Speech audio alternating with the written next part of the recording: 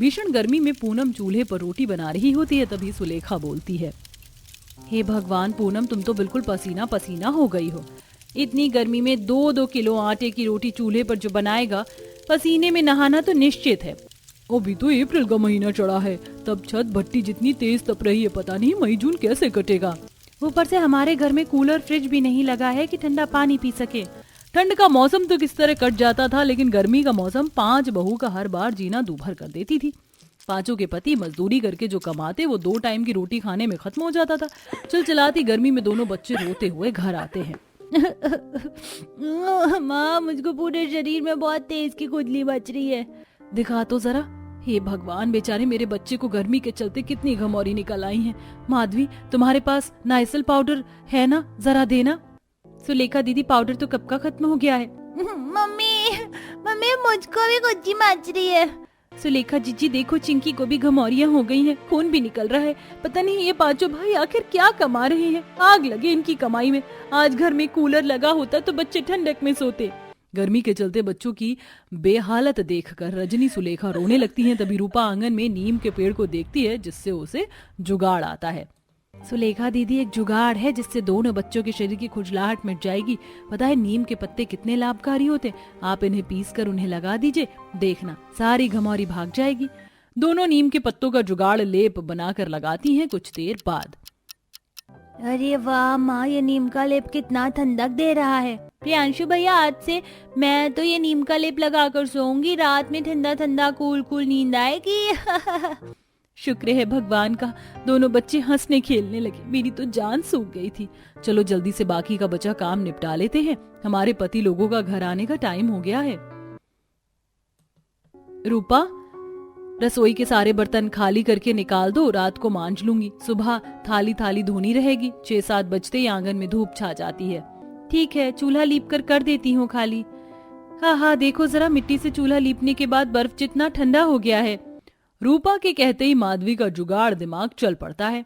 मेरे दिमाग में नंबर 1 का जुगाड़ आया है, क्यों ना हम अपने घर को मिट्टी से लीपने लगे। सोचो जरा, जब गर्म अंगीठी बर्फ जितनी ठंडी रह सकती है तो जमीन कितनी ठंडक रहेगी।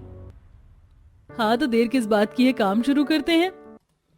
फिर 2 जुगाड़ू बहू बहुत सारी मिट्टी घोलकर पूरे जमीन को गाढ़ा गाढ़ा लीप लेती हैं। कुछ देर में पांचों के पति आ जाते हैं। तभी रोटी खाते हुए रमेश कहता है, क्या बात है माँ, बाकी दिन घर की जमीन गर्मी से कितनी जलती है, आज बर्फ जितनी ठंडक है। बस तुम पांचों की लुगाइयों ने जुगाड़ लगाया है। बस इस साल आप पांचों भाई मिलकर घर में एक कूलर और छोटा मोटा फ्रिज लगवा दो, ठंडा पानी पीने के लिए हम तरस की रह जाती हैं। अरे यहाँ रोटी खाने के पैसे नहीं कमा रहे तुम, फ्रिज कूलर की फरमाइश कर रही हो। मकान मालिक का 2 महीने का किराया सिर पर चढ़ा हुआ है, पहले वो उतार लेने दो। तभी उनके खाना खाते टाइम मकान मालिक चेतन धमकाता है, अरे ओ लखन, रमेश, सुरेश, पंकज, दिनेश, कहाँ हो? आज किराए की तारीख है मगर तुम लोगों का किराया नहीं आया। सेठ, गर्मी के चलते काम धंधा बड़ा मंदा है। फिलहाल हम पांचों भाई की आज की कमाई है 250 रुपए, रखो, बाकी बाद में देता हूँ। अबे भूतनी के, मैं क्या तुझसे भीख मांगने आया हूँ जो ये 200-250 रुपए पकड़ा रहा है मेरे को। कमरे का किराया 2500 रुपए है और इस महीने से किराया बढ़ा दिया है मैंने, तो 3000 लगेगा। किराया बढ़ाने की बात पर पांचों बहू बोल पड़ती हैं, मगर मकानदार जी, आपने किस बात का किराया बढ़ाया? ना तो इस घर पर पक्की छत है, पीने के लिए भी खारा पानी आता है, हमें कहीं कहीं से मीठा पानी भर कर लाना पड़ता है। दीवार भी एकदम टूटी हुई है, वो तो जुगाड़ लगाकर हमने मिट्टी से मरम्मत की हुई है। और रमेश, बोल दे अपनी लुगाई को ज्यादा मुझसे चिक न करे। 2 दिन के अंदर किराया नहीं चुकाया तो खाली कर देना मेरा मकान। मकान मालिक पांचों बहू और उनके पति को धमका कर चला जाता है। अगले दिन दुखी मन से पांचों बहू चिलचिलाती धूप में सड़क से गोबर लेने निकल पड़ती हैं। इतना गोबर उपला बनाने के लिए बहुत है। वैसे हम लोग जंगल के काफी नजदीक आ गए हैं, तो चूल्हा और घर लीपने के लिए मिट्टी भी ले चलते हैं। फिर पांचों जंगल से मिट्टी खोद कर घर ले आती हैं, जहाँ रास्ते में एक दुकान पर कबाड़ी वाला कूलर फ्रिज बेच रहा था। अरे आओ, रास्ते का माल ले जाओ सस्ते में, आओ आओ आओ। लगता है इस कबाड़ी वाले की दुकान पर कोई पुराना कूलर फ्रिज बेच कर गया है, चलो रेट पूछ लेते हैं। हाँ ठीक है, चलो। अरे भैया, ये कूलर और फ्रिज चलता है या खराब है? अरे चलेगा क्यों नहीं बहन जी, ये कूलर और फ्रिज तो दौड़ेगा भी, एकदम फर्स्ट क्लास कूलर फ्रिज है, ले जाओ 10,000 में दोनों। भैया 10,000 रुपए तो हम गरीब बहुओं के लिए बहुत ज्यादा हैं। अरे तो आप ही बता दो क्या दोगी। ज्यादा से ज्यादा दोनों के मिलाकर हम दोनों के 2000 रुपए दे सकते हैं। लोहे के भाव से बेचने से बढ़िया तो जो ही 2000 रुपए आएंगे। वैसे भी इनको थोड़ी ना पता चलना है कि कूलर और फ्रिज चलता नहीं है। चिपका डाल कांजी लाल। ठीक है बहन जी, जाकर पैसे ले आओ। पांचों बहू घर आते ही रसोई में से दाल चावल के डिब्बे में जोड़ कर रखे रुपए लेके आती हैं और कूलर फ्रिज घर में ले आती हैं, जिससे पड़ोसन परी ताना मारती है, गरीबों की हैसियत में थोड़ी है नया फ्रिज और कूलर लगवा लेना, सेकेंड हैंड चीज ही खरीदेंगे। ये बल्ले बल्ले और शावा शावा, हमारे घर में भी फ्रिज और कूलर आ गया। अब हम भी फ्रिज का बर्फ वाला पानी पियेंगे और कूलर की ठंडी ठंडी हवा खाएंगे। हाँ हाँ बच्चों, ये सुविधा की चीज हमने तुम्हारे खातिर तो लगाया है, चलो अब सेट करने दो। पांचों कूलर फ्रिज को अच्छे से साफ सुथरा कर देती हैं, मगर उनके चलने पर ना तो कूलर चलता है ना फ्रिज। ही भगवान, ये कूलर फ्रिज चल क्यों नहीं रहा? इसका मतलब उस कबाड़ी वाले ने हमें ठग लिया। कितनी मुश्किल से हमने एक रुपए पेट काट कर जुड़ा था, पानी में चले गए पैसे। मगर अभी तो बेचारियों पर दुख का पहाड़ टूटना बाकी था। पांचों के पति मुंह लटकाकर घर आते हैं। जल्दी जल्दी से सामान बांध लो, आज के आज घर खाली करना है। लेकिन एकदम से घर खाली क्यों करना है रमेश, बात क्या है? और तुम लोगों का शरीर नीला क्यों पड़ा है? माँ, मकान मालिक ने एक दरोगा को पैसे खिलाकर हम 5 भाइयों को बहुत पिटवाया है। अगर आज घर खाली नहीं किया तो हमारे पूरे परिवार को उठाकर थाने में बंद कर देगा। फिर पांचों बहू सामान बांध लेती हैं। रेडी पर सारा सामान रख कर सब लोग कड़ी धूप में रोड पर भटकने लगते हैं।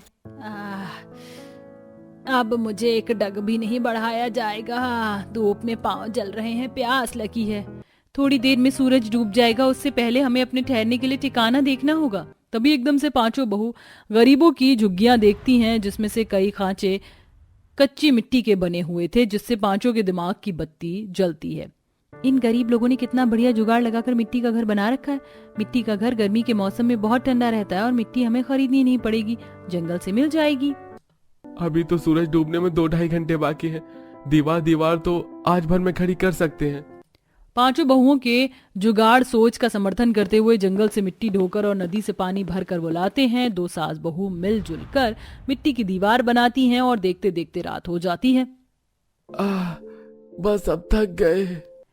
बस अब रहने दो बच्चों, दीवार तो बन गई, तंबू डालकर रात काट लेंगे। फिर सब मिट्टी के 4 दीवारी में चैन से सो जाते हैं और सुबह होती है। सचमुच इस मिट्टी के मकान में कितनी सुकून और चैन की नींद पड़ी थी ना। चलिए काम शुरू करते हैं।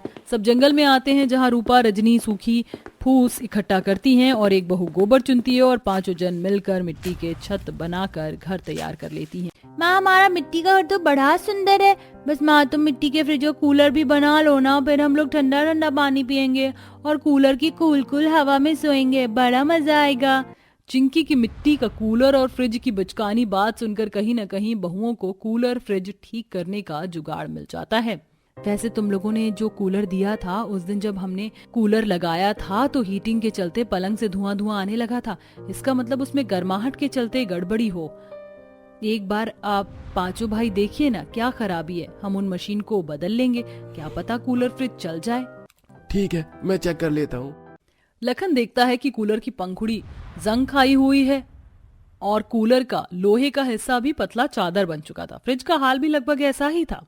देखो, कूलर फ्रिज की मशीन में तो कोई गड़बड़ नहीं, बस इसकी बॉडी चेंज करनी पड़ेगी। वैसे एक जुगाड़ लगाया जा सकता है, क्यों ना हम फ्रिज और कूलर के ढांचा मिट्टी से तैयार कर दे और बात बन जाएगी। पांचों जुगाड़ तरीके से मिट्टी से कूलर फ्रिज का ढांचा बनाकर उसमें उस लोहे को पीट कर पतली चादर बनाकर दोबारा इस्तेमाल करती हैं और फिर कूलर के अंदर नई घास सेट कर देती हैं। और इस बार जुगाड़ू बहू की मेहनत रंग दिखाती है। जैसे ही वो बटन दबाती है, कूलर से बर्फ जितनी ठंडी हवा आने लगती है। क्या बात है, तुम जुगाड़ू बहुओं का तो जवाब नहीं। तुमने मिट्टी का कूलर चला दिया, तुम्हें तो मैकेनिक होना चाहिए। अरे अब तुम पांचों मिलकर मेरी बहुओं को सताओ मत। फिर माधवी फ्रिज में पानी की बोतल भरकर मिट्टी की फ्रिज का परीक्षण करने के लिए रख देती है। कुछ देर बाद उसमें बर्फ जम जाती है और अब सब लोग ठंडा ठंडा बर्फ वाला शिकंजी पीते हैं।